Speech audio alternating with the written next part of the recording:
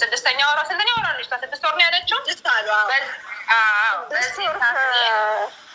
ልጄን ያረገዝኩኝ ሰሞን ልጄን ያረገዝኩኝ ሰዓት በዚህን ሰዓት ምን አይነት መሰለሽ እኔ ጋር የነበረው ስሜት ፎቶም አለኝ ዝርይት እና ፊትሽ ያባብጣል ይሞላል ፊትሽ የእርግዝና ስሜት አይደል ሐኪም ነሽ አንቺ ታውቂዋለሽ። እች ብሽቅ እኮ ውፍረት የለ የእርግዝና እንትን የለው በየጊዜው ሆዷ ወይ ይቀንሳል ወይ ይጨምራል። ፍቅር አለባት ተበለጠች መበለጧን ናጇታል ናፍቆት አለ። እሱ ደግሞ ልክ ሲያት ናፍቆቱ ፍቅሩ ሲነሳበት ስደብ ነው የሚለው አይኗን ያያታል።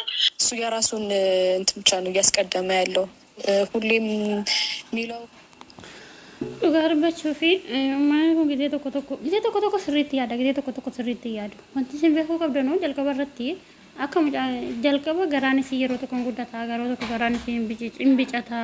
Assalaamu alaikum warahmatullahi wabarakatuh bilee kee qaqqaluuwwan masaal kee rakkamoo tan nagaa keessanii baga rabbi nagaan oolfate wajji kanaa isin geete isin jedhama rakkeessanu bakka jirtootti nagaa firaamana rabbi isin irra jiraataniin jecha dhugaar bachuu fi gizee tokko itti yaaduu barbaachisaadha. Gaafa dubbannu yaaduun baay'ee barbaachisaadha. Maaliif wajji ijoolleen hojjetan kana keessatti amma mucattii maal jettee inni simmeeti isaa qaddame aymii qofaa aymii hin beekna akka inni jaallatu silma dhibbaa dhibbatti beekna maaliif akka diraamaa dhufses hin beekna.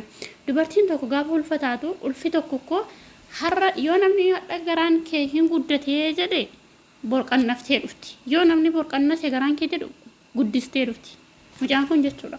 Kanaafuu wanta beekamu tokko jiraachuu wanti beekuu qabnu ijoolleen kun wajjii hojjetaa akka ta'e beekaa akka ijoolleen kun ilmi namaan hojjeta miidiyaa kanarra namni waa hedduutu hojjeta burraa faayimii miti garuu burraan hin gada dubbatee ture abbaa seeneef dhenga diraamaa ta'uu isinii gala jechuudha.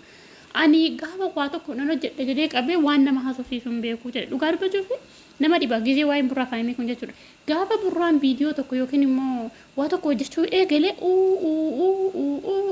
ayimii amma kaleessa balaan maaltu bu'ee jira ayimii maaliif morma qabee gad darbatee maaliif morma qabee akkas godhe no problem warra saati waan taateef walii galanii hojjetaaran ijoolleen kun utuu walii galanii hojjetaan jiraanne ilmi namaa tokko jireenya koo keessaa bahi gaafa jedhanu zorbal jedhee deema waan ta'eef gara kana gara galee ilaalu maaliif ayimiin ko dubartii bilxii dubartii kutata taane kan sabiyyummaadhaan dhidhimeen isii sammuun isii guutee guddate jechuudha.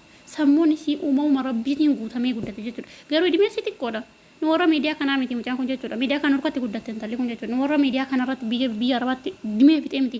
Warra Ameerikaa Kanaadaa warra obbol amma jarri Ameerikaa ta'anii dubbataara isii Ameerikaatti fuuchuuf wayin immoo isiin tokko maal jette deengadda siin irra waa jara dubbataartu obboleessa kootiif hin kennaa jette kuniin hojjetu. Jireenya keessatti wanta kana gonkumaan hojjetu jechuudha. Obboleessa kootiin kennaa miti namni ko rakkatee akkam rakkate nama jaallatee wajjin jiraachuu barbaachisaadha malee nama hin jaallanne wajjin jiraachuun gonkumaa hin hojjetu waan ta'eef. Kanaafuu ijoolleen kun maal hojjetaara macarrashaa ijoollee kanaa laallee ijoolleen kun macarrashaa maali maa ijoolleen kun hojjetanu ishii namni tokko erga yuutuubii barate hojjechuuf miti kan inni itti fayyadamu.